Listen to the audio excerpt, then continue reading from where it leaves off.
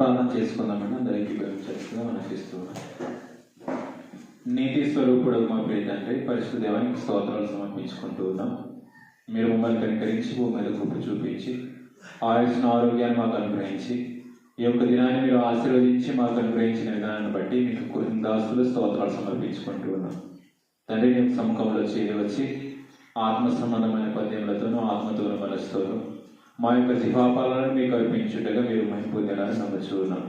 తండ్రి యొక్క సమయమందు మీరు మీ ప్రవక్తల చేత రాయించినటువంటి నీకు గ్రంథంలో నుంచి నీ యొక్క చిత్తం ఏదో నీ యొక్క సంకల్పం ఏదో మేము ఈ యొక్క సమయమందు ధ్యానించడానికి సిద్ధపడుతూ ఉండగా క్రీస్తు యేసునందు నీ ఎదురు నిలబడి బోధిస్తున్న నాకును సముచితమైన జ్ఞానమును జ్ఞాపక శక్తిని నీ సత్యవాక్యాన్ని అర్థవంతంగా వివరించగలిగినటువంటి సామర్థ్యాన్ని అనుగ్రహించండి.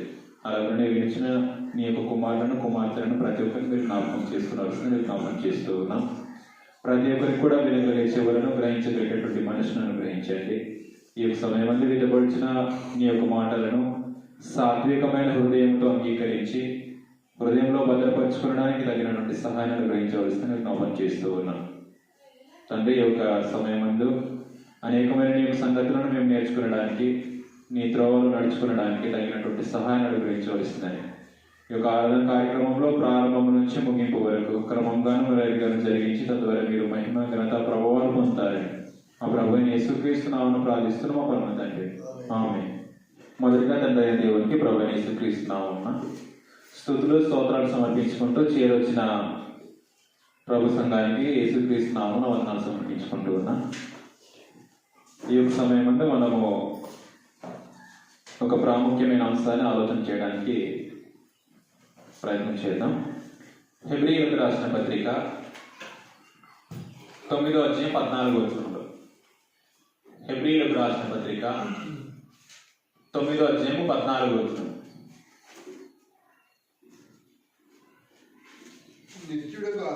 నిత్యుడగు ఆత్మ ద్వారా తను తాను దేవునికి నిర్దోషినిగా అర్పించుకొనిన క్రీస్తు యొక్క రక్తము నిర్జీవ క్రియలను విడిచి జీవము గల దేవుని సేవించుటకు మీ మనస్సాక్షిని ఎంతో ఎక్కువగా శుద్ధి చేయును. ఈ యొక్క దినమందు మనం ఆలోచించిపోయే ఒక అంశము దేవుణ్ణి సేవించుట. దేవుణ్ణి సేవించుట దేవుణ్ణి సేవించుట అనే యొక్క అంశాన్ని మనం ఆలోచన చేయడానికి మనం ప్రయత్నం చేద్దాం. దేవుణ్ణి ఎలా సేవించాలి, దేవుణ్ణి సేవించడానికి గల అర్హత ఏంటో ఈ యొక్క దినమందు ఆలోచన చేయడానికి మనం ముందుకు వెళ్దాం. దేవుణ్ణి సేవించడానికి పాత నిబంధన కాలంలో పాత నిబంధన యొక్క క్రమము ఎలాగుందంటే హెబ్రీయులకు రాసిన పత్రిక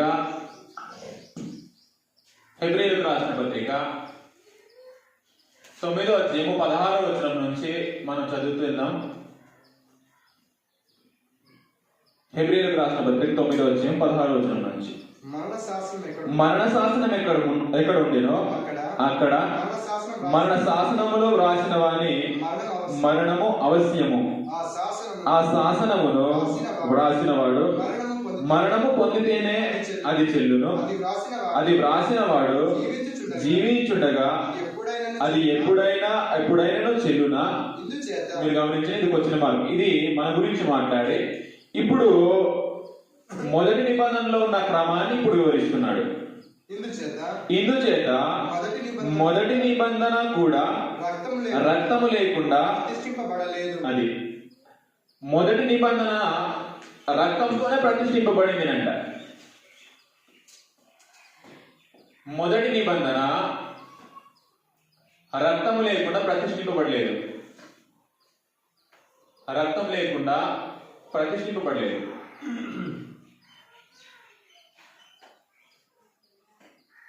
అంటే రక్తం ద్వారానే ప్రతిష్ఠింపబడింది. రక్తమును బట్టి ప్రతిష్ఠింపబడింది. ఎలాగో ప్రతిష్ఠింపబడిందో సంగతులు మనము చదువుదాం ఒకసారి. నిర్గమకాండం 24 వచ్చింది. నిర్గమకాండం 24 వచ్చింది. ఎలాగూ ప్రతిష్ఠింపబడిందో ఆ సంగతులను చదివేసి వద్దాం ఒకసారి. నిర్గమకాండము 24వ అధ్యాయము 1వ వచనం నుంచి. మరియు ఆయన మోసెతో ఇట్లా నేను నీవును అహరోనును నాదాబును అబీహును ఇశ్రాయేలు పెద్దలలో 70 మంది యెహోవా ఎదుటకు ఎక్కి వచ్చి దూరమున సాగిలపడుడి. మోసే మాత్రం యెహోవా సన్నిధిని యెహోవాను సమీపింపవలెను. వారు సమీపింపకూడదు. ప్రజలు అతనితో ఎక్కి రాకూడదు. మోసే వచ్చి యెహోవా మాటలన్నింటినీ విధులన్నింటినీ ప్రజలతో వివరించి చెప్పాను. ప్రజలందరూ యెహోవా చెప్పిన మాటలన్నిటి ప్రకారము చేసేదమని ఏక శబ్దంతో ఉత్తరమిచ్చిరి. మరియు మోసే యెహోవా మాటలన్నిటిని వ్రాసి ఉదయమందు లేచి ఆ కొండ దిగువను బలిపీఠమును ఇశ్రాయేలు 12 గోత్రముల చొప్పున 12 స్తంభములను కట్టి ఇశ్రాయేలులో యవనస్తులను పంపగా వారు దహన బలు నర్పించి యెహోవాకు సమాధాన బలులుగా కోడలను వధించిరి. ఈ ఆ రోజున మీరు గమనించాలి. అప్పుడు మోసే వాటి రక్తంలో సగము తీసుకుని పల్లెములలో పోసి ఆ రక్తములో సగము బలిపీఠం మీద ప్రోక్షించెను. మీరు గమనించండి, ప్రోక్షించాడు, రక్తము ద్వారా ప్రోక్షించాడు, బలిపీఠం మీద ప్రోక్షించాడు. తర్వాత 7వ వచనం.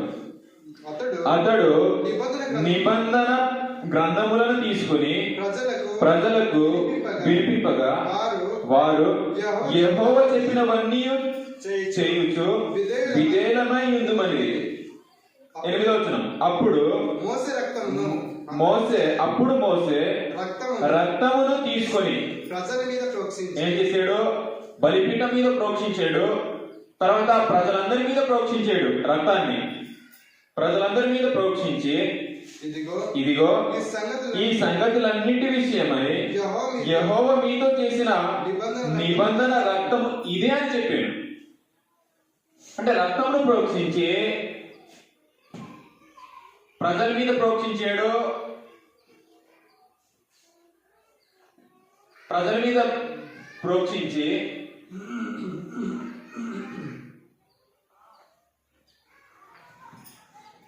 తర్వాత ఏమని అన్నాడు అంటే, రక్తమును తీసుకొని ప్రజల మీద ప్రోక్షించి ఇదిగో ఈ సంగతులన్నిటి విషయమై యెహోవా మీతో చేసిన నిబంధన రక్తము.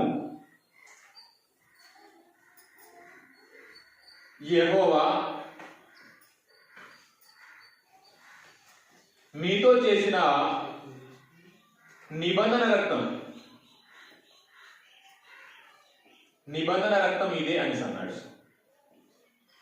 మీరు గమనించండి, మొదటి నిబంధనలో రక్తం ద్వారా ప్రోక్షింపబడింది. మొదటి నిబంధన రక్తం లేకుండా ప్రతిష్ఠింపబడలేదు, రక్తం ద్వారా ప్రతిష్ఠింపబడింది. ఎలా ప్రతిష్ఠింపబడింది అంటే, ప్రజల మీద ప్రోక్షించి రక్తము ద్వారా వారితో దేవుడు చేసిన యొక్క నిబంధన, పాత నిబంధనలో ప్రోక్షించి ఇదే యెహోవా మీతో చేసినటువంటి నిబంధన రక్తం ఇదే అనేసి మోసే చెప్పాడు.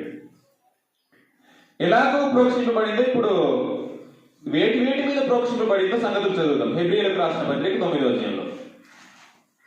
హెబ్రీయులకు రాసిన పత్రిక 9వ అధ్యాయం. చాలా జాగ్రత్తగా వినాలి, లేదా ఈ యొక్క పాఠం అర్థం అవ్వదు.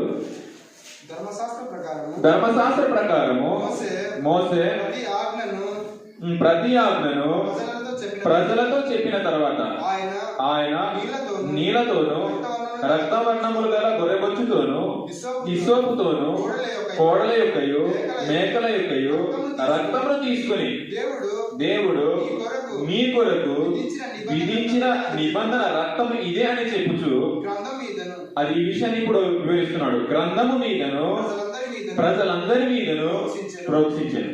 మీరు గమనించండి, గ్రంథము మీద ప్రజల మీద, గ్రంథము మీదను ప్రజల మీదను. ప్రజల మీద ప్రోక్షించాడు, గ్రంథము మీద, గ్రంథము అంటే ధర్మశాస్త్రం మీద ప్రోక్షించాడు రక్తంతో. ప్రోక్షించి తర్వాత 20 వచనంలో అదే విధముగా గుడారము మీదను సేవ పాత్రలన్నిటి మీదను ఆ రక్తమును ప్రోక్షించెను. మరియు గుడారము మీద సేవ పాత్రలన్నిటి మీద, గుడారములో ఏవైతే సేవా పాత్రలు ఉన్నాయో సేవా పాత్రల మీద ప్రోక్షించాడు. గుడారంలో సేవా పాత్రలు ఏమి ఉన్నాయో 9వ అధ్యాయం 1వ వచనం నుంచి కింద చెప్పుకుంటూ వస్తాడు. అందులో ఏముంటది అంటే, అతి పరిశుద్ధ స్థలంలో 2వ వచనం ఒకసారి మనకు అర్థం కావడానికి. ఎలాగనగా మొదట ఒక గుడారం ఏర్పరచబడిను, అందులో దీపస్తంభమును. మీరు గమనించండి, సేవా పాత్రలన్నింటిలోనంటే దీపస్తంభం ఉంది, బల్లయు, దీపస్తంభము,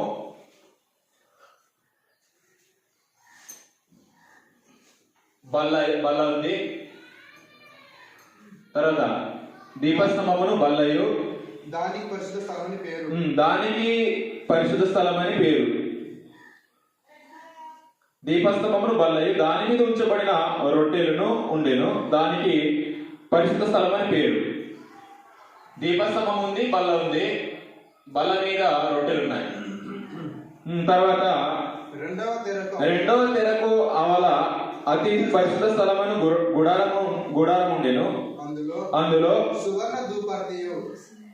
సువర్ణ ధూపార్తి ఉంది.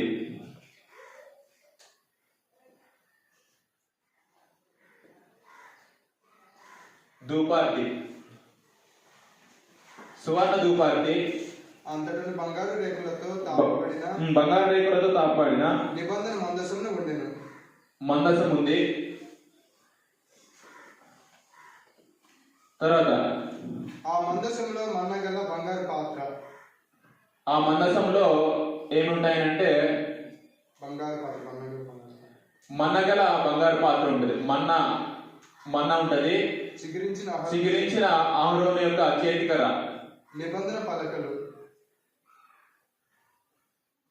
చేతికర ఉంటది. తర్వాత నిబంధన పలకలు మందసం లోపల ఉంటాయి అవి. తర్వాత దానిపైన కరుణాపీఠం కమ్ముకొనుచు మహిమగల కెరూబులను ఉండెను. వీటిని గురించి ఇప్పుడు వివరంగా చెప్ప వీలుపడదు. మీరు గమనించండి, గుడారంలో సేవా పాత్రలన్నింటి మీద ప్రోక్షించానంటే ఏదైతే గుడారంలో ఉందో దీపస్తంభము, బల్ల, ధూపార్తి, తర్వాత మందసము, వీటన్నిటిని ఏం చేసాడు అంటే మోసే రక్తం తీసుకొని ప్రోక్షించాడునంట. ప్రోక్షిస్తే అవి దేవుని సేవించడానికి అర్హత అన్నది సాధించింది. దేవుని సేవించడానికి అర్హత అన్నది ఎలా సాధించింది అంటే రక్తము ద్వారా మొదటి నిబంధన రక్తం లేకుండా ప్రతిష్ఠింపబడలేదు, రక్తం ద్వారా ప్రతిష్ఠింపబడింది. ఎలాగో రక్తం ద్వారా ప్రతిష్ఠింపబడింది అంటే మోసే ఏం చేశాడంటే ప్రజల మీదను, గ్రంథము మీదను, గుడారంలో ఉన్న సేవ పాత్రలన్నిటి మీదను ప్రోక్షించి వీటితోనే దేవుణ్ణి సేవించాలి, వీటి ద్వారానే దేవుణ్ణి మహిమపరచాలి, దేవుని సేవించాలని మోసే నియమించాడు. ఆ నియమించిన నియమం ప్రకారంగా ఇప్పుడు చదువుదాం 9వ అధ్యాయం 22వ వచనంలో. హెబ్రీయులకు రాసిన పత్రిక 9వ అధ్యాయం 22వ వచనం. మరియు ధర్మశాస్త్ర ప్రకారము సమస్త వస్తువులను రక్తము చేత శుద్ధి చేయబడుననియు, రక్తము చిందింపకుండా పాప క్షమాపణ లేదనియు సామాన్యంగా చెప్పవచ్చును అనేసి అన్నాడు. అంటే రక్తము ద్వారా దేవుని సేవ చేయడానికి రక్తము ద్వారా ఏం చేయబడింది అంటే శుద్ధి చేయబడింది, ప్రోక్షింపబడితే అది శుద్ధి అయింది. ఆ శుద్ధి చేసిన యొక్క పాత్రలలో శుద్ధి చేసినటువంటి ఏవైతే శుద్ధి చేసినవి ఉన్నాయో వాటి ద్వారా మాత్రమే దేవుడిని సేవ చేయడానికి అర్హత ఉంది. మీరు చాలా జాగ్రత్తగా గమనించండి. దేవుని సేవించడానికి అర్హత ఏమిటంటే మొట్టమొదటి ప్రజల మీద ఆ యొక్క రక్తాన్ని తీసుకుని వచ్చి ప్రోక్షించాడు. ఇప్పుడు దేవుని సేవ చేయాలి అంటే ఆ ప్రజలు మాత్రమే ఉండాలి. ఆ ప్రజలు ఎవరునంటే నిర్గమకాండం 19వ అధ్యాయం 5వ వచనం నుంచి 8వ వచనం వరకు. ఆ ప్రజలు ఎవరునంటే ఇశ్రాయేలు ప్రజలు మాత్రమే దేవుని సేవించడానికి ప్రతిష్ఠింపబడిన వారు. కాగా మీరు నా మాట శ్రద్ధగా విని నా నిబంధన అనుసరించిన ఎడల మీరు సమస్త దేశ జనులలో నాకు స్వకీయ సంపత్యమగుదురు. సమస్త భూమి నాదే కదా. మీరు నాకు యాజక రూపమైన రాజ్యముగాను పరిశుద్ధమైన జనముగాను ఉందరని చెప్పింది. మీరు గమనించండి, ఈ జనము, ఈ ప్రజలు, ఇశ్రాయేలు ప్రజలు పరిశుద్ధమైన జనం. ఇశ్రాయేలు యొక్క ప్రజలు పరిశుద్ధమైన జనం ఉంటారు. పరిశుద్ధమైన జనం దేవుణ్ణి సేవ చేయడానికి వీళ్ళకి మాత్రం అర్హత ఉంది. వీళ్ళు మాత్రమే పరిశుద్ధులు. దేని చేత అంటే రక్తము చేత ప్రోక్షింపబడిన వారు వీరు మాత్రమే దేవుని సేవించడానికి. ఈ ఇశ్రాయేలు ప్రజలు మాత్రమే అర్హులు. అక్కడ అదే విషయాన్ని తెలియజేశాడు. సమస్త భూమి నాదే కదా, మీరు నాకు యాజక రూపమైన రాజ్యంగాను పరిశుద్ధమైన జనముగాను ఉందని చెప్పుము. నీవు ఇశ్రాయేలుతో పలకవలసిన మాటలు ఇవే అని చెప్పగా, మోసే వచ్చి ప్రజల పెద్దలను పిలిపించి యెహోవా తనకు ఆజ్ఞాపించిన ఆ మాటలన్నీ వారి ఎదుట తెలియపరిచెను. 8వ వచనం. అందుకు ప్రజలందరూ యెహోవా చెప్పినదంతా చేసేదమని ఏకంగా ఉత్తరమిచ్చిరి. అప్పుడు మోసే తిరిగి వెళ్లి ప్రజల మాటలను యెహోవాకు తెలియపరిచెను. దేవుణ్ణి సేవ చేయడానికి ఈ ప్రజలు, ప్రోక్షింపబడిన ప్రజలు మాత్రమే అర్హులు. అందుకని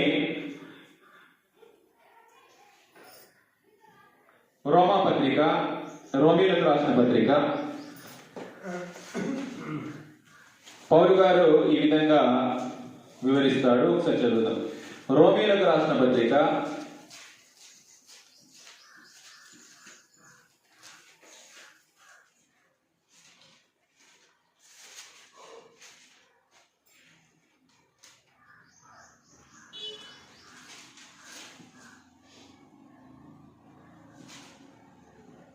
9వ అధ్యాయము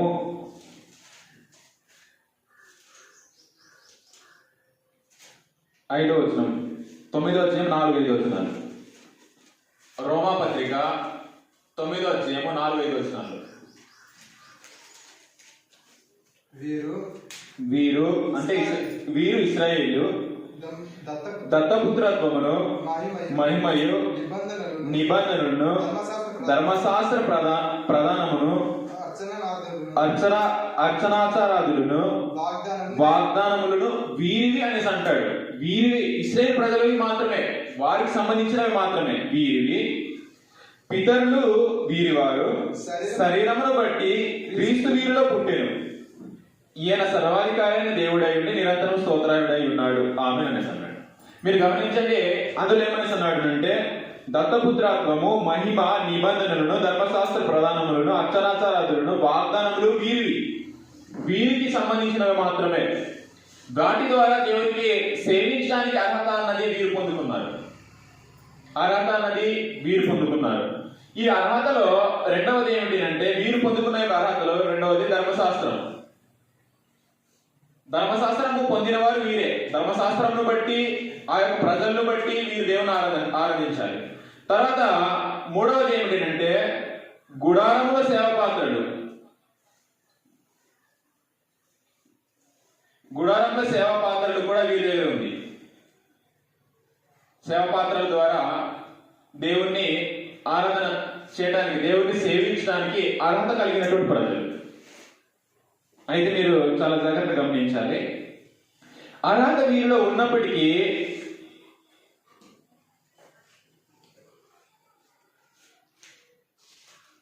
దేవుడు పాత నిబంధన కాలంలో వారికి ఇచ్చినటువంటి అర్హతను బట్టి నన్ను సేవించండి అని చెప్పినటువంటి దేవుడు వారికి ఇచ్చినటువంటి ఈ యొక్క అర్హత అన్నది ఛాయ మాత్రమే అనే ఒక విషయాన్ని వివరించాడు.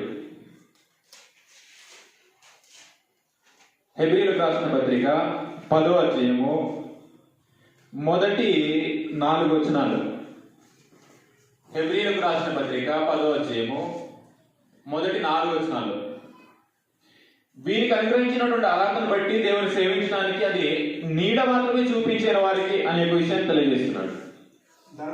ధర్మశాస్త్రము రాబోచున్న మేలుల ఛాయగలది గాని ఆ వస్తువుల నిజ స్వరూపము గలది కాదు కనుక ఆ యాజకులు ఏటేటా ఎడతెగకుండా అర్పించు ఒకటే విధమైన బలులు వాటిని తెచ్చువారికి ఎన్నడూ సంపూర్ణ స్థితి కలుగుచేయనేరవు అని అన్నాడు. ఇది ఈ యొక్క దేవుని సేవించాలి అనేటటువంటి క్రమము అది రాబో మేలుల యొక్క ఛాయ అని అంటారు. రాబో మేలుల ఛాయ కలిగినంట. ఛాయ కలిగియే కానీ నిజ స్వరూపం కలిగి కాదనంట. నిజ స్వరూపము కలది కాదు. వీరికి నీడ మాత్రమే చూపించాడు. ఇశ్రాయేల్ ప్రజలు నన్ను సేవించడానికి ఒక నీడను మాత్రమే చూపించాడు. నిజ స్వరూపం వారిలో లేదు. ఎందుకు లేదు నిజ స్వరూపం వారిలో లేదు అంటే వారు అర్పించే యొక్క బలులో పాపాన్ని పూర్తిగా తీసివేయలేదునంట. 2వ వచనంలో అలాగూ చేయగలిగిన ఎడల సేవించు వారు ఒక్కసారి, మీరు గమనించాలి, సేవ గురించి మాట్లాడుతున్నాడు. సేవించు వారు ఒక్కసారి శుద్ధపరచబడిన తర్వాత వారి మనస్సాక్షికి పాపజ్ఞప్తి ఇకను ఉండదు కనుక వాటిని అర్పించుట మానుదురు కదా. వీటిని ఒకవేళ నిజ స్వరూపమే వచ్చి ఉంటే బలులో అర్పించడానికి మానివేయాలి. బలులో అర్పించుట మానుదురు కదా.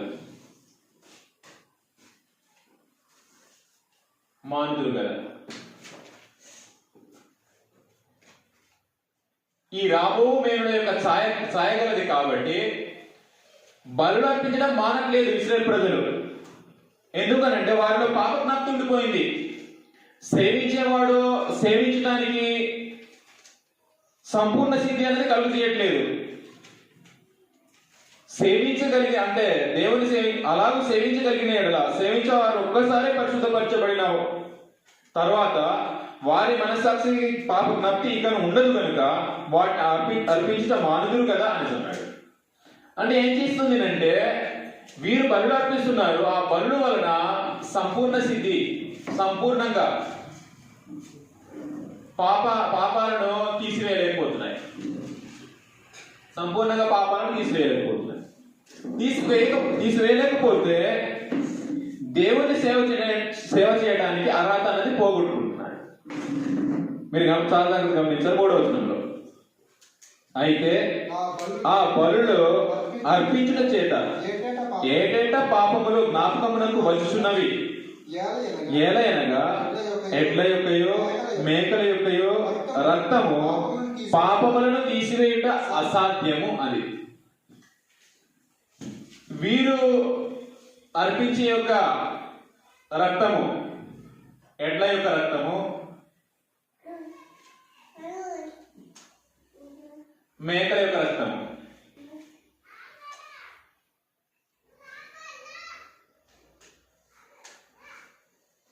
పాపములను తీసివేయటము అసాధ్యమైందంట. పాపములు తీసివేయట అసాధ్యమైంది అంటే సాధ్యం అవ్వలేదు. అసాధ్యం అవుతే దేవుని సేవించడానికి సంపూర్ణ స్థితి అన్నది వీరికి ఇవ్వలేదు. ఎందుకనంటే పాపాలు తీసివేయడానికి అసాధ్యమైంది. అసాధ్యం అవుతే దేవుడు ఏం చేసేవాడు అంటే తను సేవించడానికి, ఇప్పుడు మనకు భౌతిక సంబంధమైన సేవా పాత్రలు ఇవ్వకుండా ఆత్మ సంబంధమైనటువంటి సేవా పాత్రలను మనకు ఇచ్చాడు. ఒకసారి మనకు అర్థం కావడానికి హెబ్రీయులకు రాసిన పత్రిక 9వ అధ్యాయం 23వ వచనం ఒకసారి చదువుదాం. 23వ వచనం. పరలోకమందున్న వాటిని పోలిన వస్తువులు ఇట్టి బలుల వలన శుద్ధి చేయబడవలసి ఉండెను గాని పరలోక సంబంధమైనవి అది వీటి కంటే శ్రేష్టమైన బలుల వలన శుద్ధి చేయబడవలసి ఉండెను. వీటికంటే ఎలాంటి బలులు అంటే పరలోక సంబంధమైనవి శ్రేష్టమైన బలులు ఉండాలంట.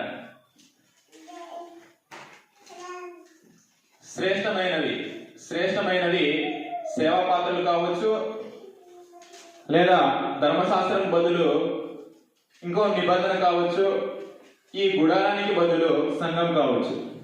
వాటన్నిటినీ ఏం చేసాడు అంటే దేవుడు మార్చడం జరిగింది. ఎలా మార్చాడో మనకు అర్థం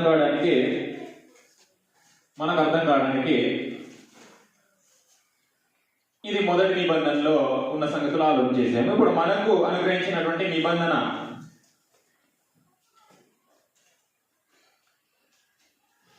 క్రొత్త నిబంధన.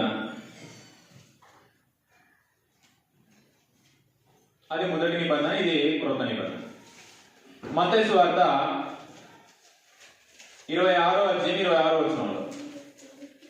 మత్తయి సువార్త 26వ అధ్యాయం 26వ వచనం. వారు భోజనము చేయుచుండగా యేసు ఒక రొట్టెను పట్టుకుని దాన్ని ఆశీర్వదించి విరిచి తన శిష్యులకు ఇచ్చి, మీరు తీసుకొని తినుడి, ఇది నా శరీరం అని చెప్పాను. 27వ వచనం. మరియు ఆయన గిన్నె పట్టుకొని కృతజ్ఞతాస్తుతులు చెల్లించి వారికి ఇచ్చి, దీనిలోనిది మీరందరూ త్రాగుడి. 28వ వచనం చాలా జాగ్రత్తగా గమనించాలి. ఇది నా రక్తము అనగా పాప క్షమాపణ నిమిత్తము అనేకుల కొరకు చిందింపబడుచున్న నిబంధన రక్తము అనేసి అన్నాడు. ఇప్పుడు మనకు కూడా దేవుడు నిబంధన చేశాడు. దేని ద్వారా అంటే రక్తము ద్వారా.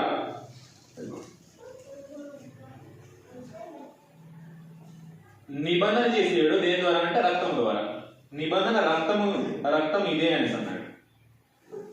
మీరు గమనించండి, ఎలాగైతే ఇశ్రాయేలు ప్రజలతో నిబంధన రక్తం ఇదే అని మోసే అన్నాడు, దానికి మాదిరిగా ఇప్పుడు యేసు ప్రభు కూడా ఏమని అంటున్నాడు అంటే, ఇదిగో అనేకుల కొరకు చిందింపబడుచున్న రక్తం ఇదే అనేసి అంటున్నాడు. అంటే తన యొక్క రక్తం ద్వారా నిబంధనలు చేసాడు, తన యొక్క రక్తం ద్వారా. ఎఫెసీయులకు రాసిన పత్రిక 1వ అధ్యాయం 7వ వచనంలో. ఎఫెసీయులకు రాసిన పత్రిక 1వ అధ్యాయం 7వ వచనం. ఎఫెసీయులకు రాసిన పత్రిక 1వ అధ్యాయం 7వ వచనం.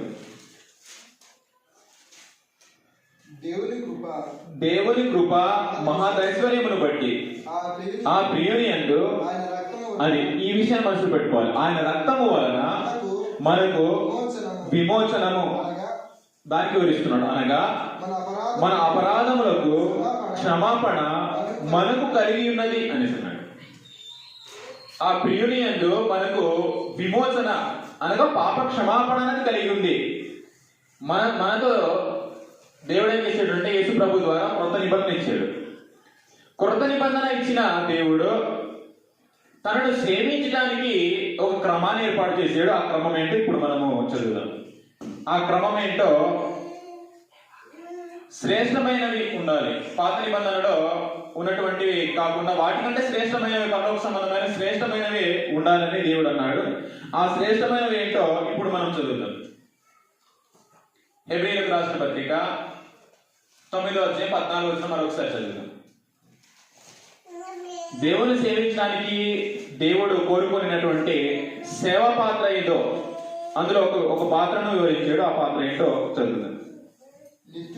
నిత్యుడగు ఆత్మ ద్వారా తను తాను దేవునికి నిర్దోషినిగా అర్పించుకొనిన క్రీస్తు యొక్క రక్తము.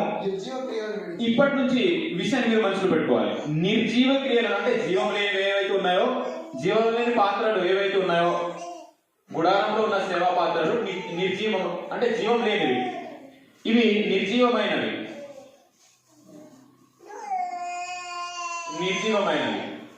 అంటే జీవం లేని ఒక పాత్రలు అవి. ఇప్పుడు మనకు ఏం చేసాడు అంటే నిర్జీవ క్రియలను విడిచి వాటిని విడిచిపెట్టాలి. మనము గుడారంలో ఉన్న సేవ పాత్రలను నిర్జీవమైనవి విడిచిపెట్టి జీవము గల దేవుని సేవించుటకు మీ మనస్సాక్షిని ఎంతో ఎక్కువగా శుద్ధి చేయండి. ఇప్పుడు దేవుని సేవించడానికి ఒక ఉపకరణాన్ని వివరించాడు. అది ఏమిటి అంటే మనస్సాక్షి.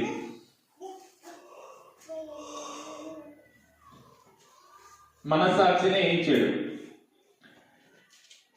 నిర్జీవ క్రియలను విడిచిపెట్టి దేవుని సేవించుటకు మీ మనస్సాక్షిని ఎంతో ఎక్కువగా శుద్ధి చేయండి. మనస్సాక్షి అనేటటువంటి సేవ పాత్రని ఇచ్చాడు. మనస్సాక్షిని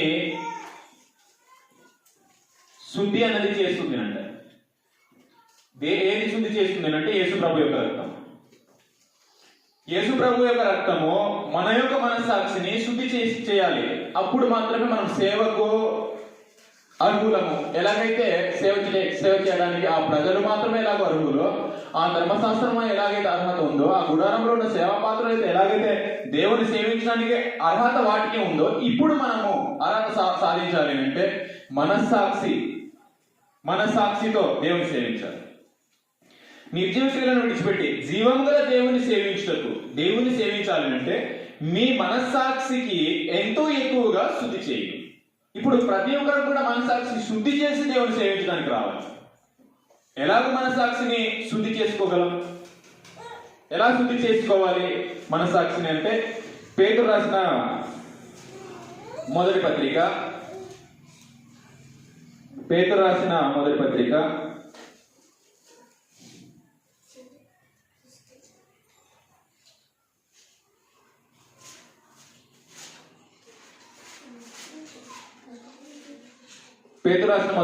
3వ అధ్యాయము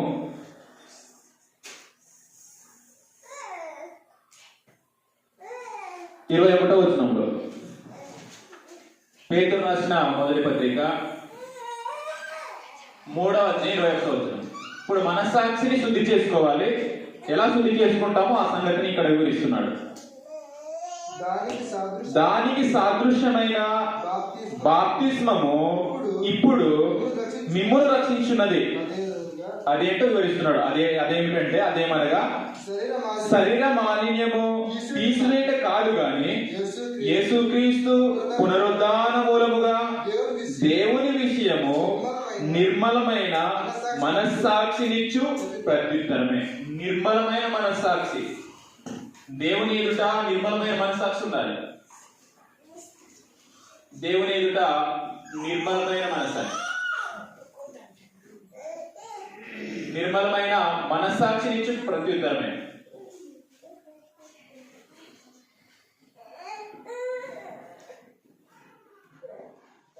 దేవుని ఎదుట నిర్మలమైన మనస్సాక్షి ఇవ్వాలి. దేవుని ఎదుట నిర్మలమైన మనస్సాక్షి ఎప్పుడు వస్తుంది అంటే బాప్తిస్మం పొందినప్పుడు.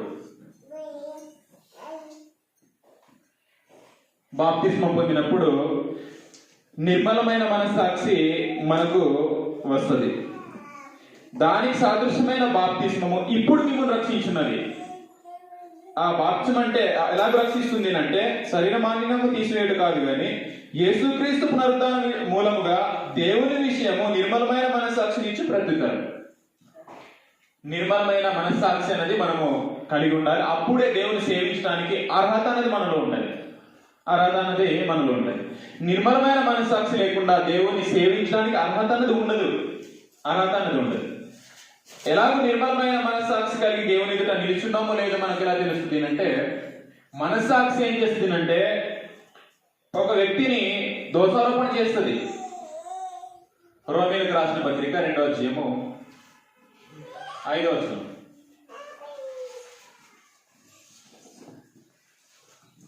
రోమీయులకు రాసిన పత్రిక 2వ అధ్యాయము 15వ వచనం. తప్పు చెప్పాను. 2వ అధ్యాయం 15వ వచనం. అట్టివారే మనస్సాక్షి కూడా సాక్ష్యం ఇచ్చుండగను. వారి తలంపులు ఒక దాని మీద ఒకటి తప్పు మోపుచు లేక తప్పు లేదని చెప్పుచుండగను. ధర్మశాస్త్ర సారము తమ హృదయముల యందు వ్రాయబడినట్టు చూపుచున్నారు.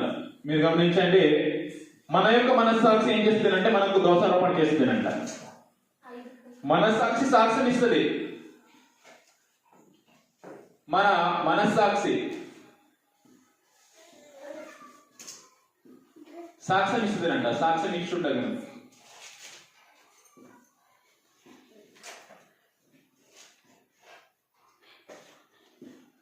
ఎలా సాక్ష్యం ఇస్తుందంటే, నువ్వు తప్పు చేసి ఉంటే నువ్వు తప్పు చేసేవు, నువ్వు తప్పు చేయలేదు అంటే నువ్వు తప్పు చేయలేదు.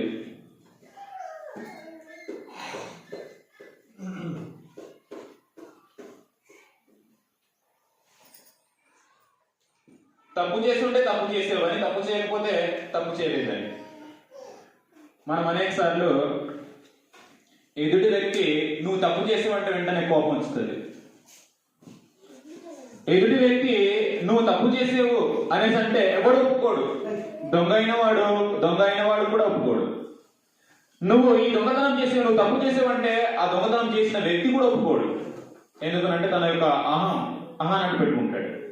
కానీ తన యొక్క మనస్సాక్షి సాక్ష్యం ఇస్తే ఎవడైనా ఒప్పుకోవాల్సిందే. గద్దిస్తుందినంట మనస్సాక్షి. ఒకని తప్పులను ఒప్పించేస్తుంది మనస్సాక్షి. అట్టివారి మనస్సాక్షి కూడా సాక్ష్యం ఇచ్చుండగను. వారి తలంపులు ఒక దాని మీద ఒకటి తప్పు మోపుచు లేక తప్పు లేదని చెప్పుచుండగా. తప్పు మోపుతుంది, తప్పు లేదని చెప్తుంది. నువ్వు తప్పు చేస్తుంటే తప్పు చేసేవు.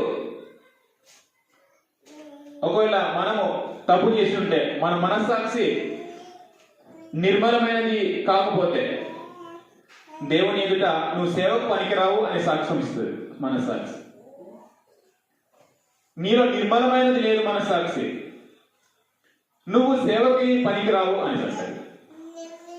నీ మనస్సాక్షి వాత వేయబడింది, నువ్వు దేవుని ఎదుట సేవ చేయడానికి అర్హత నీలో లేదు అంటది.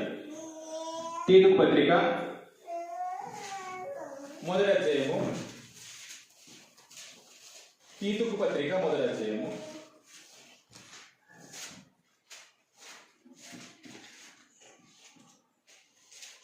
15వ వచనంలో. తీతుకు పత్రిక 1వ అధ్యాయం 15వ వచనం. మనస్సాక్షి నిర్మలమైనది కాకపోతే దేవుని సేవ చేయడానికి, దేవుని ఆరాధించడానికి అర్హత మనం లేదు. పవిత్రులకు అన్నీ పవిత్రములే గాని అపవిత్రులకును ఆ విశ్వాసులకును ఏదియు పవిత్రమైనది కాదు.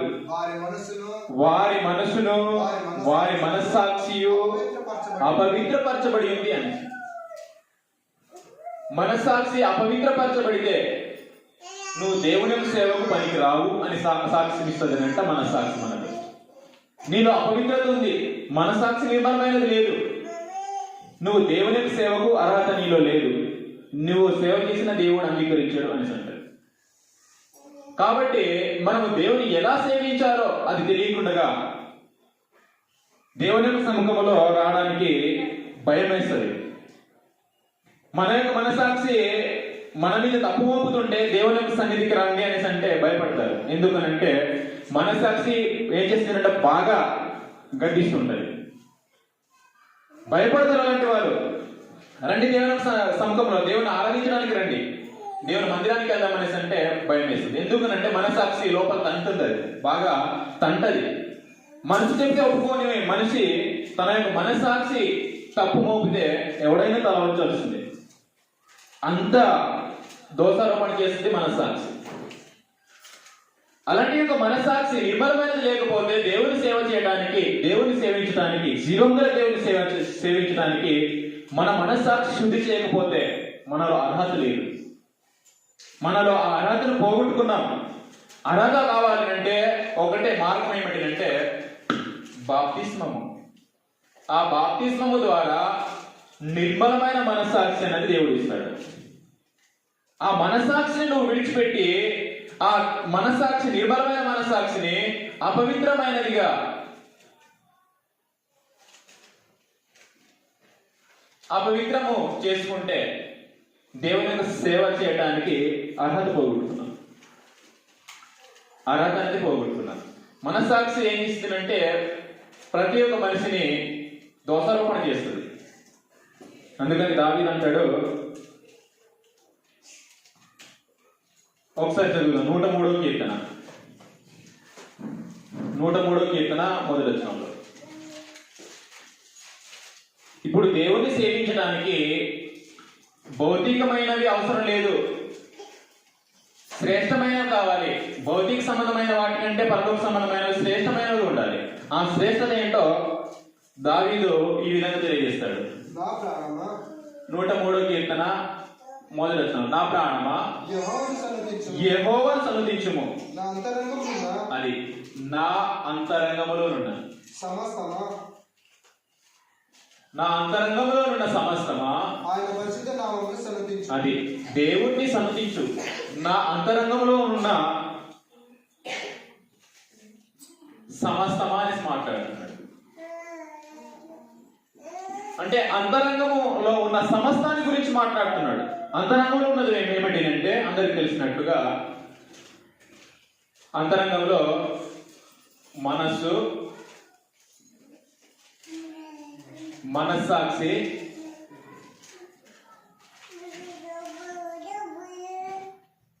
హృదయము, ఇవి అంతరంగంలో ఉన్నవి. వీటి ద్వారానే దేవుని సేవ చేయాలి. అది శ్రేష్టమైన సేవ.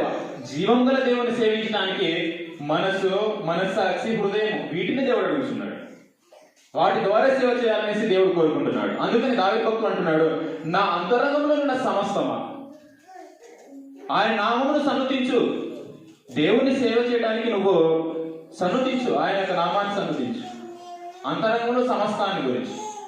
అందుకని దేవుని ఆరాధించే విషయంలో అంతరంగంలో ఉన్న సమస్తాన్ని మనం చేసుకోవాలి అంటే దేవుని యొక్క సముఖంలో సమస్తాన్ని పెట్టి దేవుణ్ణి సేవ చేయాలి, దేవుని ఆరాధించాలి. మనసు గురించి మనము చదువుతాం ఒకసారి. కొరింథీయులకు రాసిన మొదటి పత్రిక, కొరింథీయులకు రాసిన మొదటి పత్రిక 14-15 మనసు గురించి ఏమని మాట్లాడతాడు అంటే మనసు గురించి కొరింథీయులకు రాసిన మొదటి పత్రిక 14-15. కాబట్టి ఆత్మతో ప్రార్థన చేతును, అది మనసు అందులోనే ఉండాలి. మనసుతో ప్రార్థన చేతును, ఆత్మతో పాడుదును, మనసుతోను పాడుదును అనేసి అన్నాడు. ఆత్మతోను మనసుతోను దేవుని సేవించాలి. దేవుని సేవించడానికి మనస్సాక్షి శుద్ధి చేయబడాలి. మనం ఇందాక చదువుకున్నాం హెబ్రీయులకు రాసిన పత్రిక 9-14. అలాగే మత్తయి సువార్తలో కూడా అంటాడు. ఒకసారి చదువు మత్తయి సువార్త 15వ అధ్యాయము. హృదయం గురించి మాట్లాడుతూ మత్తయి సువార్త 15వ అధ్యాయంలో 8వ వచనంలో, మీరు మీ పారంపర్యాచారమును నిమిత్తము దేవుని వాక్యమును వేషధారులారా, ఈ ప్రజలు తమ పెదవులతో నన్ను గణపరుస్తురు గాని వారి హృదయము నాకు దూరంగా ఉంది అని అంటున్నాడు. దేవుని సేవ చేయడానికి 3 అవసరము. ఇవి శ్రేష్టమైనవి. వీటి ద్వారా మాత్రమే దేవుణ్ణి సేవ చేయాలి. వీటి ద్వారా మాత్రమే సేవ చేస్తేనే మనము అర్హత పొందుకున్నట్టు. నిర్మలమైన మనస్సాక్షి లేకుండా, శుద్ధి చేయబడినటువంటి మనస్సాక్షి లేకుండా దేవుని ఎంతవరకు సేవించలేము. నువ్వు సేవకు పనికిరావు అనేసి అంటాడు దేవుడు. సేవకు పనికిరావు అనేసి అంటాడు. ఎందుకనంటే దేవుడు ఎలాంటి వాడు అంటే జీవం గల దేవుడు. జీవం గల దేవుడిని సేవించడానికి మనస్సాక్షి ఎంతో ఎక్కువగా శుద్ధి చేయబడాలి. అలాంటి ఒక మనస్సాక్షి లేకుండా దేవుడిని సేవించడానికి ఎంత మాత్రమో మనము అర్హత పొందిన వాళ్ళం కాము. అర్హతను పోగొట్టుకున్న వాళ్ళము. అపవిత్రపరచుకుంటే, మనస్సాక్షిని అపవిత్రపరచుకుంటే. హెబ్రీయులకు రాసిన పత్రిక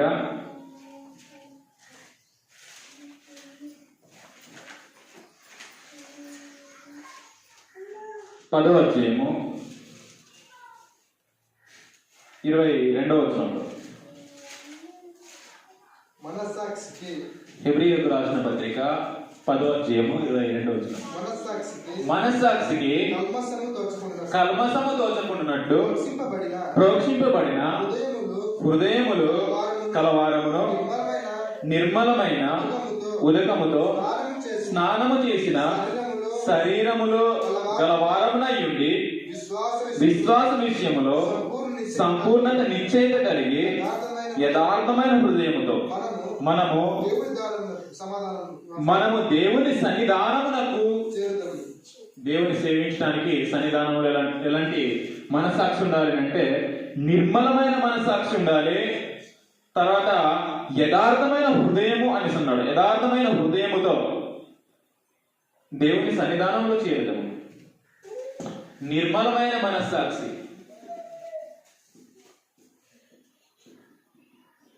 నిర్మలమైన మనస్సాక్షి, యథార్థమైన హృదయము. యథార్థమైన హృదయం, హృదయముతో దేవుని సన్నిధానంలో చేరాలి. దేవుని సన్నిధిలో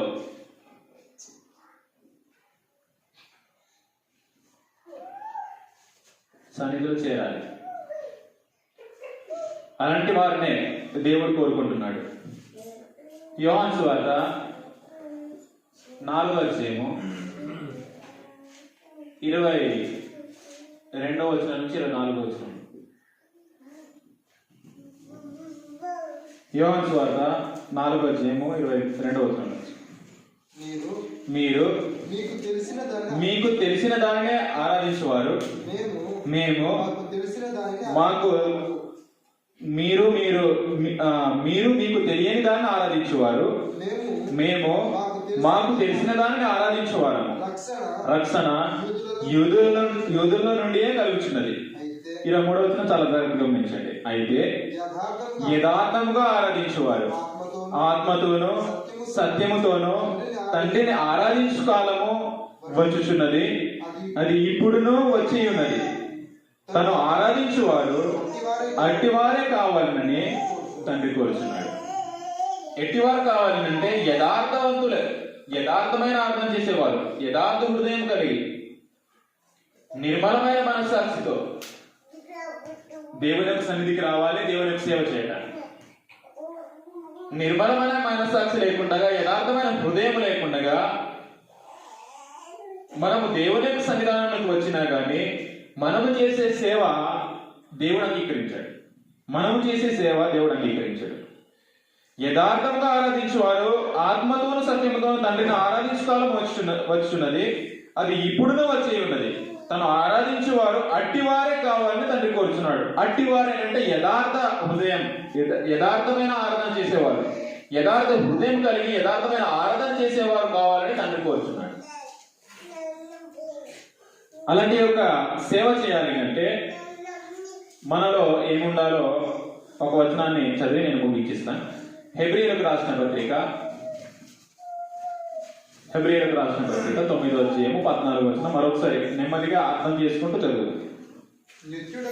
నిత్యుడకు ఆత్మ ద్వారా తను తాను దేవునికి నిర్దోషినిగా అర్పించుకొనిన క్రీస్తు యొక్క, మీరు గమనించండి, యేసు ప్రభువును అంటే దేవునికి అప్పగించుకోవడానికి, తను తాను దేవునికి అర్పించుకోవడానికి తన యొక్క రక్తాన్ని ఉపయోగించాడు. ఆత్మ ద్వారా తను తాను దేవునికి, నిత్యుడకు ఆత్మ ద్వారా తను తాను దేవునికి నిర్దోషినిగా అర్పించుకొనిన క్రీస్తు యొక్క రక్తము అని అన్నాడు. ఇప్పుడు యేసు ప్రభు దేవుని అర్పించుకోవడానికి ఏం అవసరమైంది అంటే క్రీస్తు ప్రభు యొక్క రక్తం.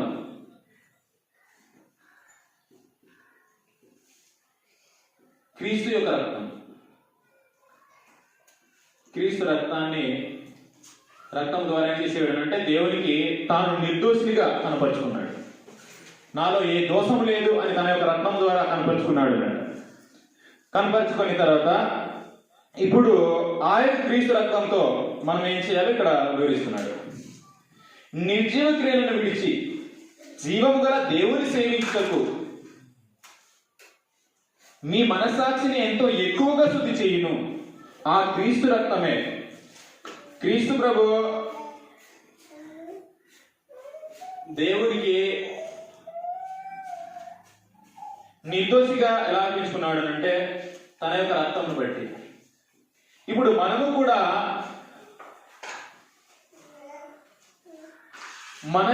కూడా క్రీస్తు యొక్క రక్తం ద్వారా మన యొక్క మనస్సాక్షిని శుద్ధి చేసుకోవాలి. ఈ రక్తం ద్వారా శుద్ధి చేసుకోవాలి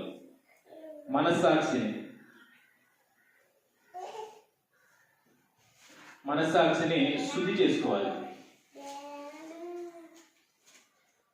ఈ మనస్సాక్షి ద్వారా శుద్ధి చేసిన మనస్సాక్షి ద్వారా దేవునికి ఏం చేసుకోవాలంటే సేవ అన్నది చేయాలి. దేవుని సేవించడానికి క్రీస్తు యొక్క రక్తమే. ఎలాగైతే క్రీస్తు దేవునికి తాను అప్పగించుకోవడానికి క్రీస్తు యొక్క రక్తం ఎలాగ అవసరమైందో, ఇప్పుడు మనము కూడా మన యొక్క హృదయాలను లేదా మన యొక్క మనస్సాక్షిని శుద్ధి చేయడానికి క్రీస్తు యొక్క రక్తము మనకు అవసరమై, దేవుని మనం సేవించడానికి క్రీస్తు యొక్క రక్తము మనకు అవసరం. ఆ రక్తం ద్వారా మనస్సాక్షిని మనం శుద్ధి చేసుకుని దేవుని యొక్క సముఖంలో చేరివచ్చి ఆత్మ సంబంధమైన బలులను మనము మన యొక్క సేవా ధర్మమును జరిగించవలసినటువంటి అవసరత మనకు ప్రతి ఒక్కరికి ఉందనేటువంటి విషయాన్ని మీరు మనసులో పెట్టుకోవాలి. అయితే మీరు గమనించండి, పాత నిబంధనలో మొదటి నిబంధనలో ఉన్నటువంటి సేవ పాత్రలు కంటే మనము శ్రేష్టమైన సేవా పాత్రలను కలిగి ఉన్నాం. శ్రేష్టమైన సేవా పాత్రలు మీరు గమనించండి. మనం అర్థం చేసుకోవడానికి 2 విషయాలు పరిచయం చేస్తాను. వారు పాత నిబంధన కాలంలోనైతే దేవునికి స్తుతించే విషయంలో వాయిద్యాలు అవసరం. అంటే నిర్జీవమైనటువంటి సేవా పాత్రలు, జీవం లేనటువంటి సేవా పాత్రలు వారు ఉపయోగించారు. వాయిద్యాలు కానీ, తర్వాత బూరెలు కానీ, ఇంకా బలులు కానీ, ఇవి భౌతిక సంబంధమైనవి. ఇప్పుడు మనం ఎలాంటి యొక్క వాటికంటే శ్రేష్టమైనవి ఎలా చేస్తున్నాము అంటే హెబ్రీయులకు రాసిన పత్రిక 13:15 కాబట్టి ఆయన ద్వారా మనము దేవునికి ఎల్లప్పుడూ స్తుతి యాగము చేయుదము. ఎల్లప్పుడూ స్తుతి యాగం చేస్తున్నాము. ఎలా చేస్తున్నామో ఇక్కడ వివరిస్తున్నాడు. అనగా ఆయన నామమును ఒప్పుకొనుచు జిహ్వా ఫలం అర్పించదము. పాత నిబంధనలో అర్పించినట్లుగా కోడెలను, మేకలను, ఎడ్లను తెచ్చి మనం అర్పించట్లేదు. వాటికంటే శ్రేష్టమైనది మన యొక్క కంఠమునంట, మన యొక్క స్వరం, మన యొక్క జిహ్వా ఫలం. జిహ్వా అంటే నాలుక ద్వారా మనం ఏం చేయాలి అంటే పాటలు పాడుతూ ఆ పాటలను దేవునికి అర్పించాలి. అది శ్రేష్టమైనది. మొదటి నిబంధనలో ఉన్నటువంటి సేవా పాత్రలన్నిటికంటే శ్రేష్టమైనవి చేస్తున్నాం. ఆ శ్రేష్టమైనది ఏమిటంటే వారు భౌతిక సంబంధమైన బలులను అర్పిస్తే మనము ఆత్మ సంబంధమైన బలులను అర్పిస్తున్నాం. జిహ్వా ఫలాలు అంటే మన యొక్క కంఠ స్వరాన్ని దేవునికి ఏం చేయాలంటే యాగం చేయాలి. ఇంకా రెండవది హెబ్రీయులకు రాసిన పత్రిక 13:10 మనకొక బలిపీఠం ఉన్నది, దాని సంబంధమైన వాటిని తినుటకు గుడారంలో సేవ చేయ వారికి అధికారం లేదు అని అన్నాడు.